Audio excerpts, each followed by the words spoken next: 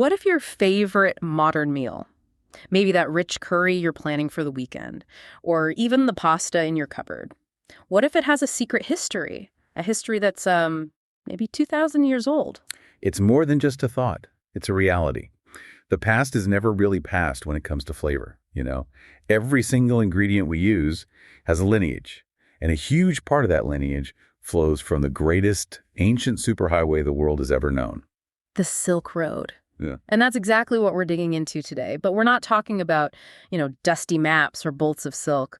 We're doing a deep dive into the Silk Road as this sprawling network of cultural exchange of ideas and, most importantly, of culinary innovation. And what's so fascinating to me is of the sheer breadth of that influence. This wasn't just about connecting goods, it was connecting entire agricultural systems. You had bustling grain markets in Xi'an, China, linking up with orchards in Persia and spice bazaars in Istanbul. It's like food became the universal language. Exactly. It forged civilizations. So our mission today is a kind of culinary archaeology. We're going to try and unearth some forgotten flavors, look at ancient ingredients being revived, and maybe bring some of those techniques back to life. Right. And we're going way beyond the usual suspects like cinnamon and nutmeg. We're exploring some of the lesser-known treasures that are, interestingly, having a huge modern revival. Okay, so let's unpack that. Where should we start? Maybe with the absolute foundation of the ancient diet, the grains. Yes. Spices were the luxury goods, but the grains were the staples. They had to sustain millions and survive these incredibly harsh climates. So first up is Khorasan wheat. Some people might know it by its trademark name, kamut. It's this ancient grain from the Fertile Crescent. And it's amazing. The kernels are about twice the size of modern wheat, and it has this rich, nutty flavor, a really satisfying, chewy texture. But why is it suddenly so important again? Is it just nostalgia? Not at all. That's the key. Its comeback is because it's an old world crop that is perfectly suited for new world problems. What do you mean by that? Well, it has these incredibly deep root systems, so it can access water much deeper in the soil than modern wheat. As we face more droughts and climate volatility, that kind of resilience is it's invaluable. So sustainability is literally found in history. That's fascinating. And chefs are seeking it out, not just for the story, but for its digestibility and because it's a more sustainable option. Okay, and then there's fonio. This one is maybe less well known. A tiny sort of millet-like grain from West Africa. They call it the grain of the ancestors. And the contemporary significance of fonio, I mean, it can't be overstated. It's a remarkable crop. It grows incredibly fast. Sometimes it's ready to harvest in just 6 to 8 weeks. Wow. And crucially, it requires minimal water. That makes it a potential game changer for combating food insecurity in arid regions. It's being rediscovered by food activists who see it as a cornerstone of, well, a future-proof food system. So from grains, let's shift to preservation. The Silk Road was also a route for things that had to survive those really long journeys. Absolutely. The need for a long shelf life was everything. So you saw this premium placed on dried fruits and nuts. They were the original energy bars, really. Lightweight, durable, packed with calories. And complex flavor. Let's take mulberries. They were easily dried, and they became this favorite, chewy, almost honey-like snack for Persian traders. They're still used all over Middle Eastern desserts today. Right. And then you have barberries. Oh, barberries are fantastic. These tiny ruby red jewels with this intense, tart, almost citrusy flavor. And that tartness was prized, wasn't it? To cut through the richness of preserved meats and things like that. Exactly. It became a non-negotiable staple in Persian rice dishes, especially Zeresh polo. That sharp contrast is central to the whole culinary tradition there. And of course, we can't forget pistachios. The pistachio is the perfect example of culinary diffusion. It starts in the Middle East, travels west along these routes, and slowly embeds itself into different food cultures. So it goes from being a luxury trade item to something foundational. Precisely. Think about its role now in Italian gelato or in these beautiful, intricate French pastries. That's the Silk Road at work. Okay, this is where it gets really interesting for me. The innovation. The Silk Road wasn't just moving goods, it was a conduit for these ingenious preservation techniques. And these methods are the direct ancestors of so many staples we just take for granted. Let's talk about fermentation. It was absolutely essential. You have things like cuisines, the fermented mare's milk that was popular with Central Asian nomads. It's sour, a bit effervescent, and it provided hydration and protein when fresh water was scarce. And then on the other end of the trade route, in the Roman Empire, they were obsessed with garum. Yes. The fermented fish sauce. We tend to think of that kind of umami-rich fish sauce as being from Southeast Asia. Was Roman garum similar? That's a great question. The ingredients were different: regional fish, aromatic herbs, sometimes wine. But the basic principle: using enzymes to create a shelf-stable, intensely savory liquid. It's identical. So the idea of concentrated umami was traveling. It was. And it evolved into precursors for everything from soy sauce to Worcestershire sauce. And you see the same thing with the nomadic tribes and their methods. Right, smoking and drying meats. They perfected these techniques. You get foods like pastourma that intensely cured Turkish beef, or biltong from southern Africa.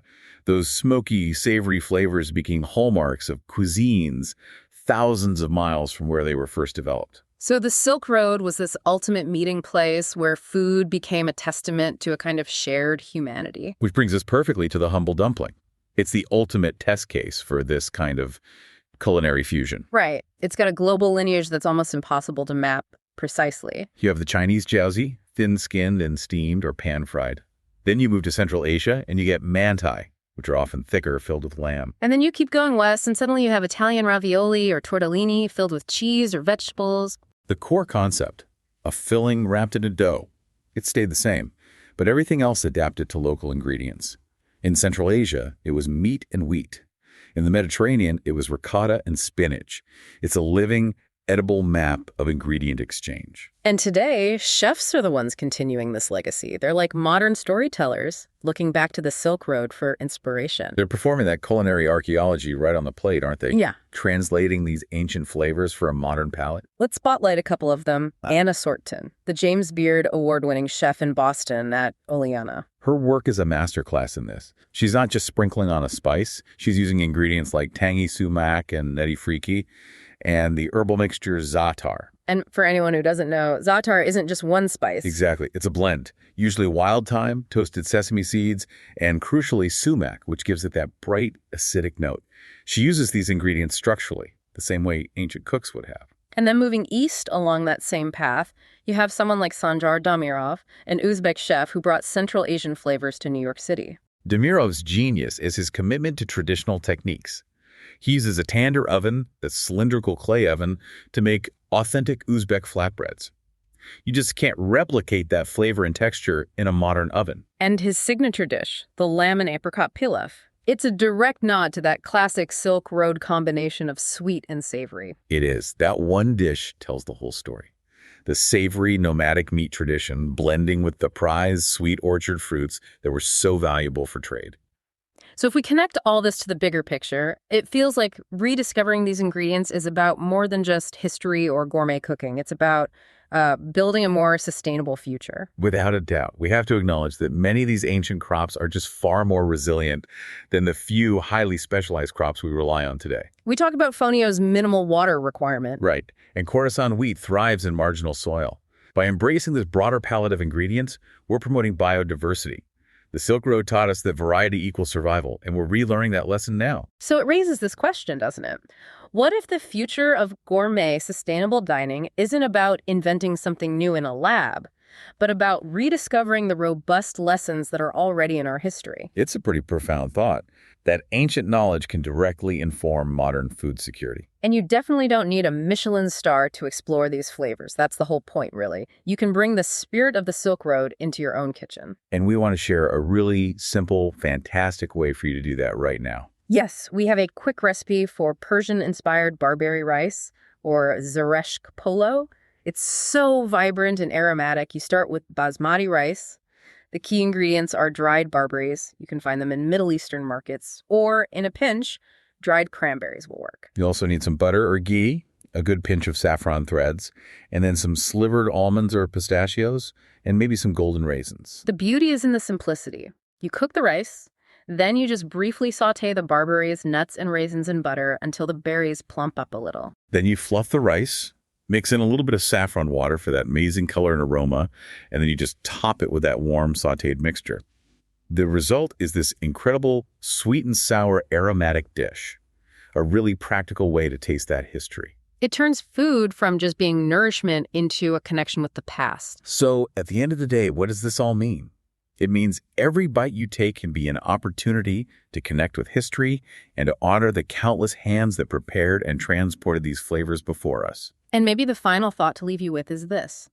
How can you, in your own kitchen, keep that spirit of the Silk Road alive?